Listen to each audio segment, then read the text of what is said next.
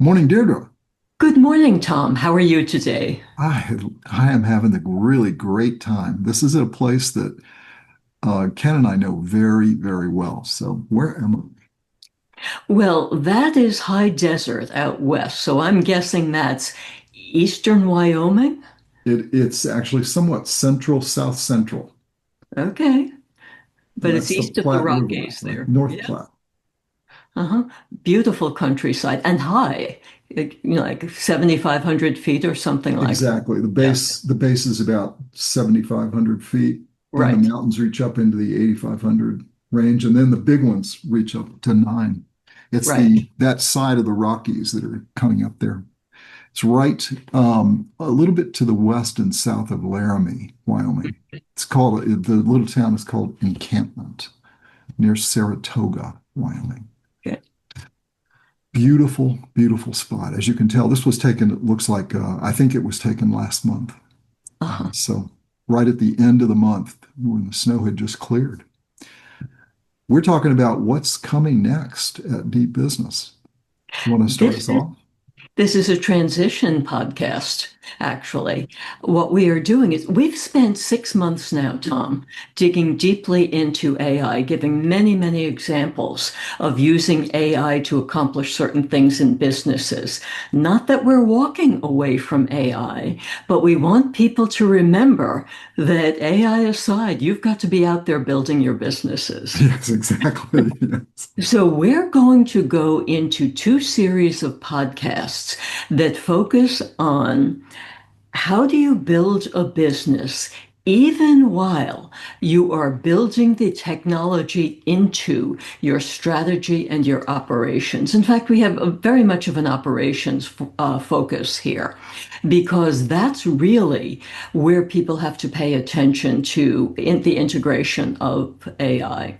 So we're going to be going into the topics, the basic topics of how do you develop your processes, develop your team, develop the culture, get everyone in place and working together? How do you set up all of your functions and get your functions to work together? All of these things, all aimed at building a business. And oh, yes, supported by AI in multiple ways. So, with those intro comments, Tom, over to you to take it further. So the theme we've been on, as you've said, is about we see, and now I think we're very much not alone on this, that AI has a tremendous leverage effect Yeah. on almost everything we're doing. And we thought that taking the time to dig deeply so everyone understood all the aspects of AI so they could properly exploit that leverage in building their business. So that our podcast to this point was we're focused on that theme of understanding in depth AI and using it Mhm. as senior people. That we're now moving, as you said, to building the company. So now it's you've got AI in your tool bag along with everything, all the other resources you have. How do you now take and as you said, build your company with the advantage of that leverage in all aspects of building the company, both the operational and the strategic? And so the way we've done this is we're taking the next series will be focusing on the company and the operating model of a company and all the aspects of that operating model with the idea that AI is now in your toolbox. You understand it, and now it's the matter of using it in the ways that we've talked about. And then the 75 series that we'll be starting also is focused much more on the board of the company. So it's much more on now the oversight. That has to change. So it's one company and the other is about the board. And we'll be doing them in parallel and switching on and off. But again, it's you could essentially say the operating model of the board because there's been a lot of work for it. Again, just like with a lot of these AI functions, a lot of work done on the productivity side of both the company and the board. But unfortunately, from our point of view, not enough on this horizontal side, You could call it a value flow. We call it a workflow for both a board oversight position and how the board functions to provide that oversight for a company, but also how the company operates. Mhm.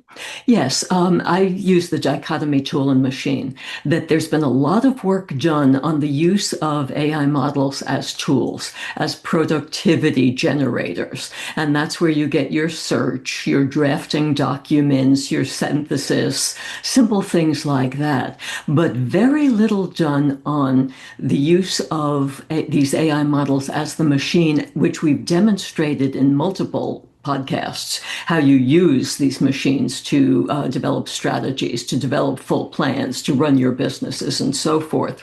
The same is true, even more so, for boards of directors.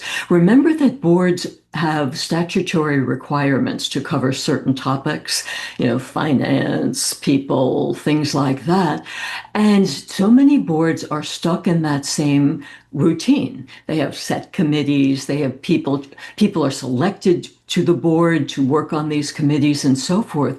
But meanwhile, if you have an organization going in the direction of using AI in multiple locations, especially given the increasing risks with the use of AI, certainly your board, which has oversight responsibility, needs to be able to do its oversight with the knowledge, with the capabilities, with probably new committees on the board as well, to be able to do this work. So we're covering both of these. How do you get a company working in this direction, aiming at growth and delivering results?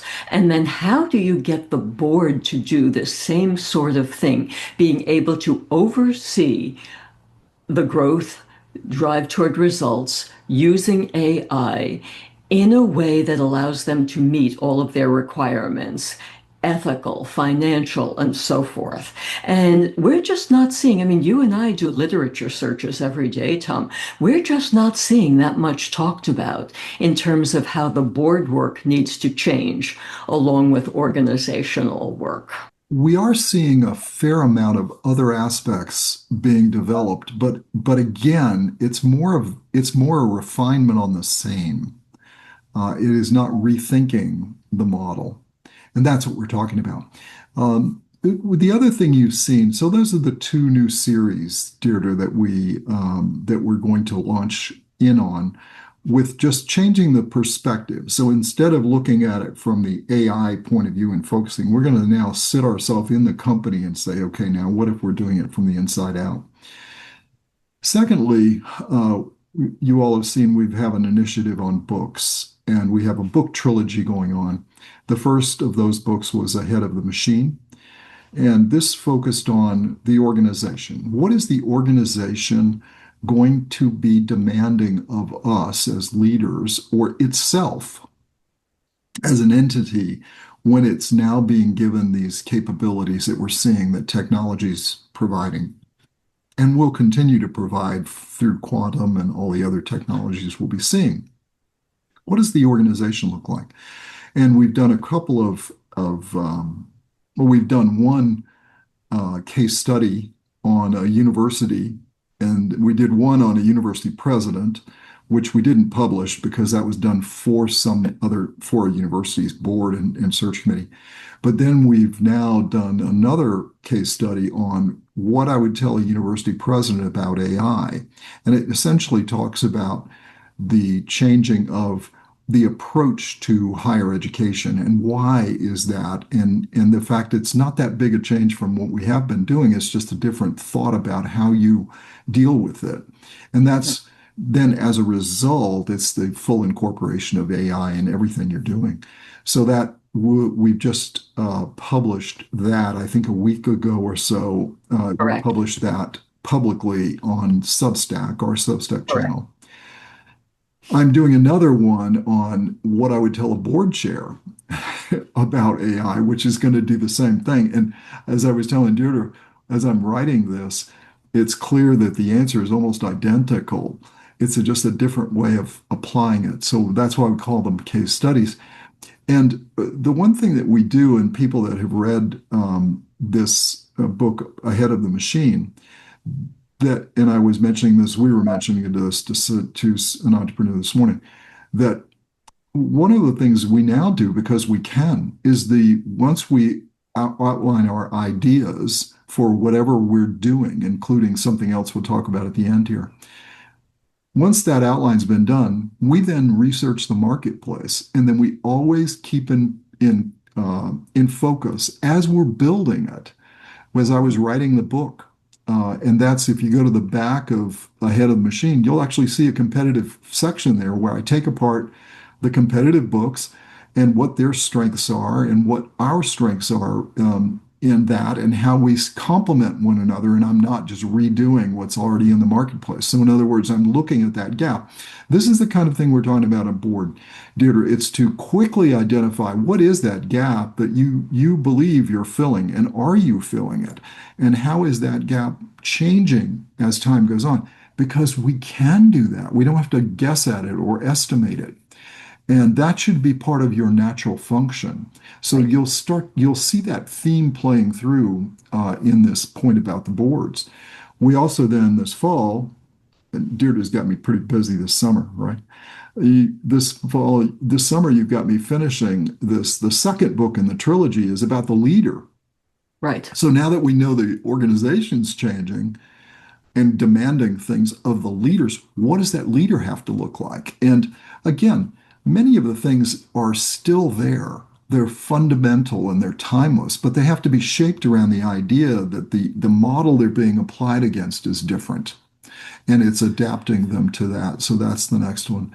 And then the final one in the trilogy, or the final major piece of the trilogy, is something we're going to call Beyond Scarcity. And this is the point what happens when very few things are scarce anymore? What does that mean? Now, yes, you could say, well, that's a utopian environment. But more importantly, if you have a business that is depending on something being scarce, when are you going to start seeing that scarcity declining? And how are you going to react to it? And how can you see it? And this is why we say it's critical to build that ability to see it outside and to keep that now, because you no longer are asking that be done periodically. It becomes part of your everyday operation. Now I'm going to stop there and turn this over to you to talk about our position paper work. We've been doing position papers. In fact, as you mentioned, we've set up a Substack. It's called the Deep Business Initiative Substack. Subscribe for free, and you will get at least one weekly publication from us. And we're putting all sorts of things out there, position papers, the case study you mentioned. Half an hour ago, I posted a reading list out there. We've put together, a lot of people ask us, so what do I read to learn about this AI stuff? That's actually a real problem question, because there isn't that much really being written about AI in terms of business. People are writing about the personalities or about the tech companies or about the issues related to all of the stuff, but they're not out there saying, here's how you use AI in a business. So what we've done in this reading list is put together an initial assembly of books on, here are some basic books on AI. Here are some books about the skills you as a leader need to do AI. Here are some classic business books that you may have read, but you need to reread them, people, because they're the basics of how you go about building your business.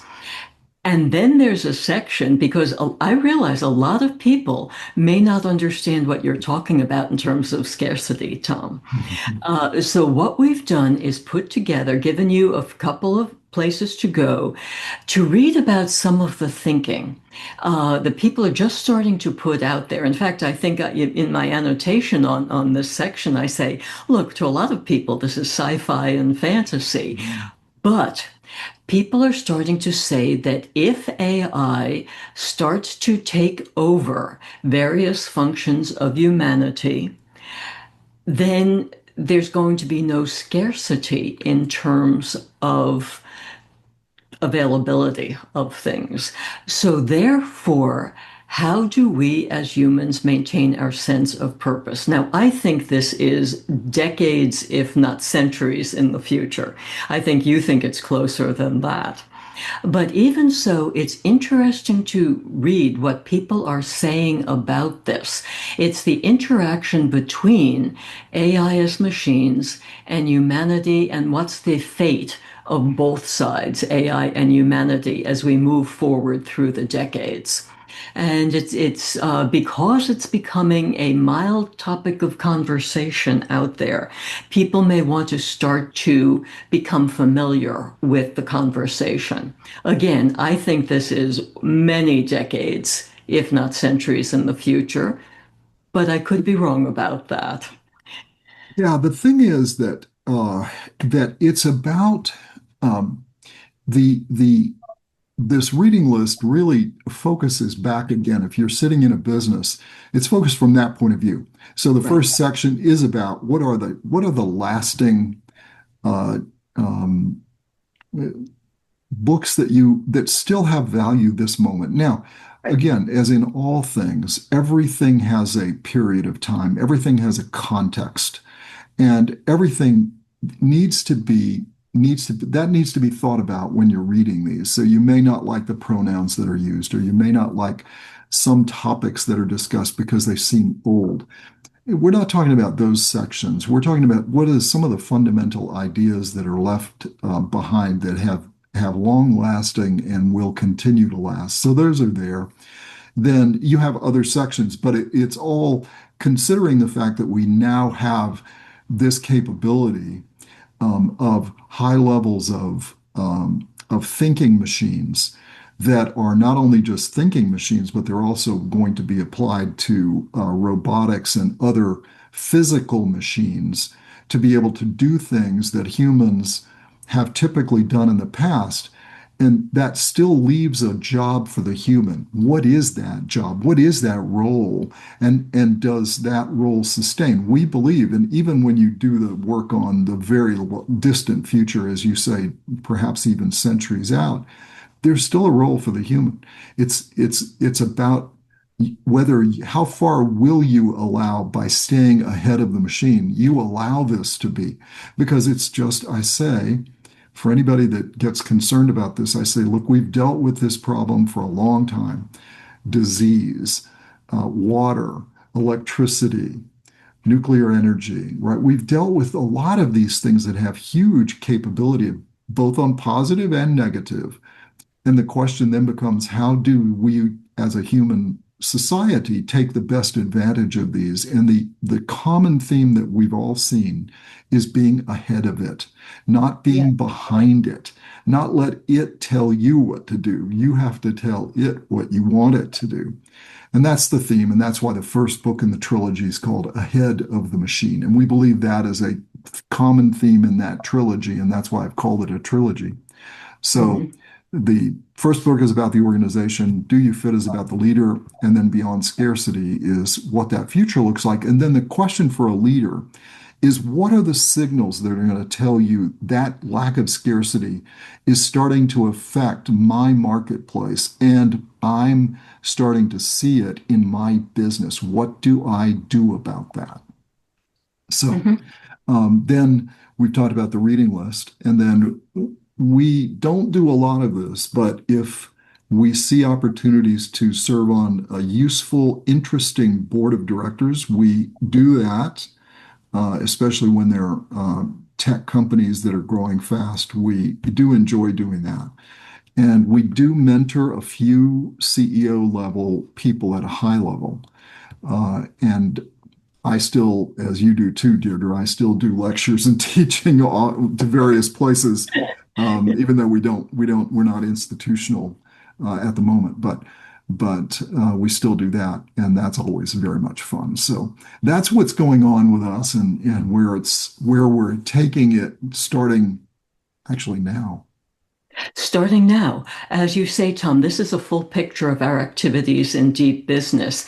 And we love doing the work. We love interacting with the people who contact us and talk with us. We encourage you to take advantage of everything that we offer, from our podcasts to now our Substacks, to communicating with us directly, to reading the books in the reading list, which, by the way, I will be updating quite regularly. So you'll always find new things to read on the reading list.